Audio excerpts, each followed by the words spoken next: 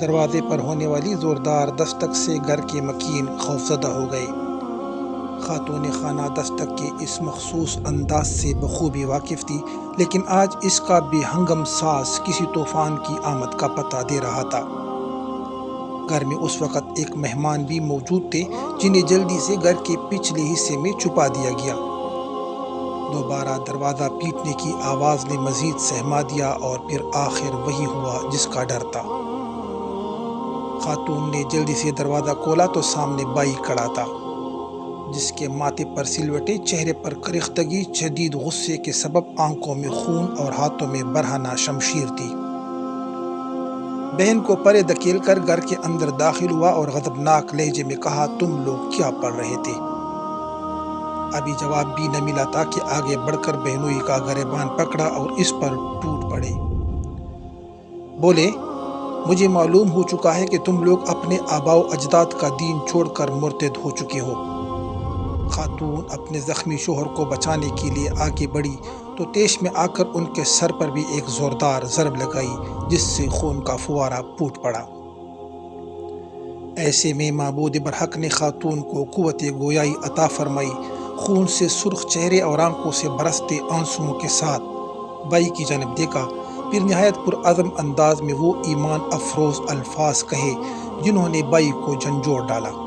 بولی، عمر، تم جس خطاب کے بیٹے ہو، میرے بدن میں بھی اسی باپ کا خون دوڑ رہا ہے۔ ہاں، ہم دونوں میاں بیوی نے اسلام قبول کر لیا ہے۔ اب چاہے تم ہمیں جان سے مار ڈالو، لیکن ہمارے دلوں سے اللہ اور اس کے پیغمبر حضرت محمد صلی اللہ علیہ وآلہ وسلم کی محبت ختم نہ کر پاؤ گے۔ نہ ڈرو بے خوف بہن، ہمت و استقلال کی تصویر بنی سامنے کڑی ہے، شمشیر برہنہ قریب ہی پڑی ہے۔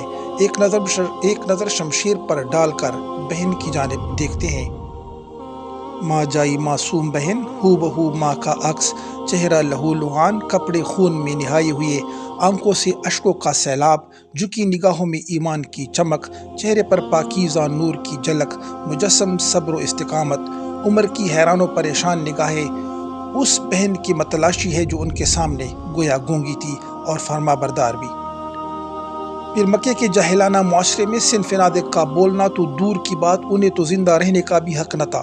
عمر حیران تھے کہ آخر حضرت محمد کے پاس ایسا کون سا کلام ہے جس نے بے زبانوں کو بھی زبان دے دی۔ وہ بہن جو بائی کے سامنے پلکیں اٹھانے کی جرأت نہ کرتی تھی، آج ببانگ دہل اپنے مسلمان ہونے پر فخر کر رہی ہے۔ عمر کے دل کے کسی گوشے میں حق و سچائی کی کرن انگڑائی لے کر بیدار ہوئی۔ اپنی زور آوری اور طاقت پر گمنڈ کرنے والے کا غصہ بہن کے آنسوؤں میں بہہ گیا۔ کبھی بہن کے چہرے کو دیکھتے تو شرمندہ ہو جاتے اور کبھی بہن کی عظیمت بھرے الفاظ پر غور کرتے تو پیشانی پر آئے پسینے کے قطروں میں اضافہ ہو جاتا۔ ماں جائی کی محبت دل کو پسیجتی رہی اور عمر کے چہرے کی کرختگی پیار و الفت میں بدلتی رہی۔ احساسی ندامت نے نظریں جھکانے پر مجبور کر دیا۔ شکست خوردہ لہجے میں بولے، فاطمہ، تم کیا پڑھ رہی تھی؟ مجھے بھی دو۔ بہن کو لگا کہ جیسے بائی کے اندر کا بت پاش پاش ہو چکا ہے، خون سے سرخ چہرہ خوشی سے گلنار ہو گیا۔ جلدی سے بولی، عمر، یہ پاک کلام ہے، اسے پاک لوگ ہی چھو سکتے ہیں۔ اور پھر چشم فلک نے دیکھا کہ کفار کے سب سے اہم سردار اور مسلمانوں کے سب سے بڑے دشمن نے مسلمان بہن کے حکم پر بلا چو چرا عمل کیا۔ عمر مکے کے چند پڑھے لکھے لوگوں میں سے ایک تھے۔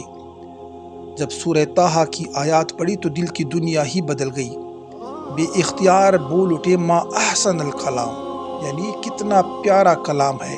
وہ ہاتھ میں برہنہ تلوار لیے نعوذ باللہ شمع رسالت بجھانے نکلے تھے، لیکن دار ارقم پہنچ کر سرکار دو عالم کے قدموں میں سر رکھ دیا اور یوں اللہ نے اپنے محبوب نبی کی دعا کو شرف قبولیت سے سرفراز فرمایا۔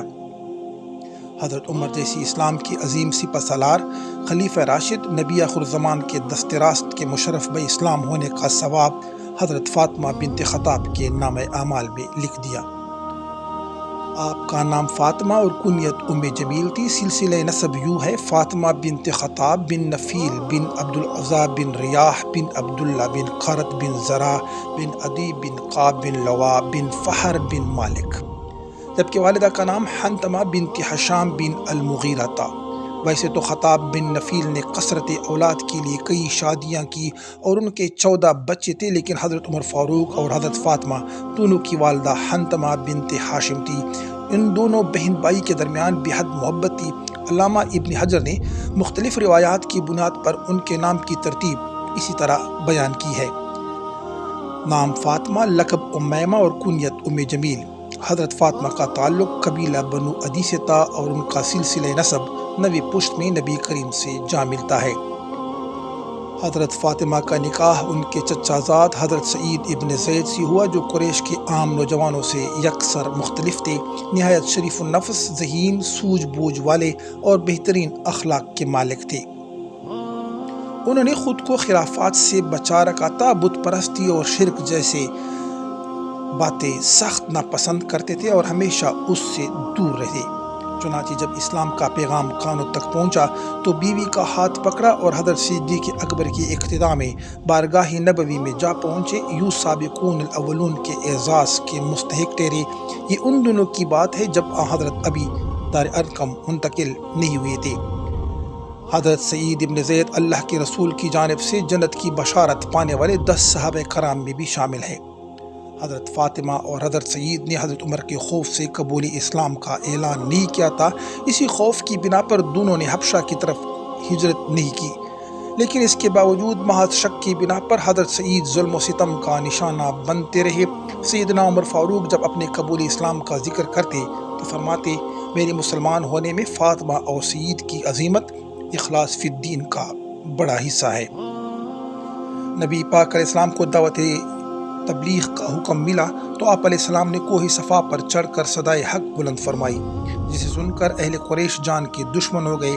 ایک دن صبح سیدنا صدیق اکبر رسول اللہ صلی اللہ علیہ وآلہ وسلم کے ساتھ بیت اللہ تشریف لے گئے۔ قریش کے تقریباً سب ہی سردار وہاں موجود تھے۔ سیدنا ابو بکر صدیق نے موقع غنیمت جانا اور اسلام کی دعوت دے ڈالی۔ ابھی ان کی گفتگو ختم بھی نہ ہوئی تھی کہ قریش نے انہیں گھیر کر زد و کوب کرنا شروع کیا، لیکن عبد المناف بنو ہاشم اور ابو طالب کے خوف سے حضور علیہ السلام کو ہجوم سے الگ کر دیا۔ حضرت صدیق اکبر زخموں سے چور زمین پر پڑے تھے کہ عتبہ بن ربیعہ اپنے جوتوں سمیت ان کے چہرے مبارک پر چڑھ دوڑا۔ تکلیف کی شدت سے آپ بے ہوش ہو گئے۔ ان کے قبیلے بنو تمیم کے لوگوں کو پتہ چلا تو دوڑتے آئے اور انہیں اٹھا کر گھر لے گئے۔ جب ہوش آیا تو قبیلے کے لوگوں نے کچھ کہنے پر اصرار کیا، بولے مجھے میرے رسول کے بارے میں بتاؤ۔ قبیلے کے لوگ بھی کافر تھے، یہ سن کر غصے میں آ گئے اور ان کے پاس سے چلے گئے۔ والد اور والدہ نے کہنے پر اصرار کیا تو انہوں نے قسم کھا لی کہ جب تک حضور علیہ السلام کے بارے میں معلوم نہ ہوگا کچھ نہیں کہوں گا۔ والدین بھی اس وقت تک مسلمان نہیں ہوئے تھے۔ والدہ ام الخیر بیٹے کی حالت دیکھ کر نہایت غمگین تھی، تڑپ کر بولی اے جان جگر، میں ان کے بارے میں کس سے معلوم کروں؟ بولے اماں خاموشی سے جمیل حضرت فاطمہ کے گھر چلی جائیں اور میرا نام لے کر حضور علیہ السلام کے بارے میں پوچھنا۔ ماں فوراً ان کے گھر کی طرف چل پڑی۔ جب جمیل نے تفصیل سنی تو کچھ کہے بغیر ان کے ساتھ گھر آ گئی۔ حضرت صدیق اکبر نے انہیں دیکھا تو بے تابی سے بولے جمیل حضور علیہ السلام کس حال میں ہیں؟ جواب دیا اللہ کا شکر ہے خیریت سے ہیں۔ پھر سوال کیا اس وقت کہاں ہیں؟ جواب ملا دار ارقم میں تشریف فرما ہے۔ فرمایا اللہ کی قسم جب تک انہیں اپنی آنکھوں سے نہ دیکھوں نہ کچھ کھاؤں گا نہ کچھ پیوں گا۔ بالآخر رات کا اندھیرا ہونے پر جمیل اور ام الخیر انہیں سہارا دے کر دار ارقم لے گئی۔ یہ واقعہ اس بات کی دلیل ہے کہ حضرت فاطمہ ابتدائی مسلمانوں میں سے تھی۔ ابن اسحاق کے مطابق حضرت سعید ابن زید مسلمانوں کی فہرست میں 70ویں اور حضرت فاطمہ بنت خطاب 18ویں نمبر پر ہے۔ حضرت فاطمہ اور ان کے شوہر نے حضور پاک علیہ السلام کے حکم پر مدینہ منورہ ہجرت کی اور مشہور صحابی حضرت ابو لبابہ انصاری کے گھر قیام کیا، لیکن جلد ہی مدینہ میں اپنا گھر بنا کر اس میں منتقل ہو گئے۔ حضرت فاطمہ اور ان کے شوہر نے تمام غزوات میں شرکت کی اور میدان جنگ میں مجاہدین کے شانہ بشانہ اہم خدمات سر انجام دیں۔ اللہ تعالیٰ سے دعا ہے اللہ تعالیٰ فاطمہ بنت خطاب کی روح پاک کو ہم سے خوش فرمائے اور ہماری آج کی اس ویڈیو کو ہمارے لیے وسیلہ مغفرت فرمائے۔ اسلام زندہ باد، پاکستان زندہ باد۔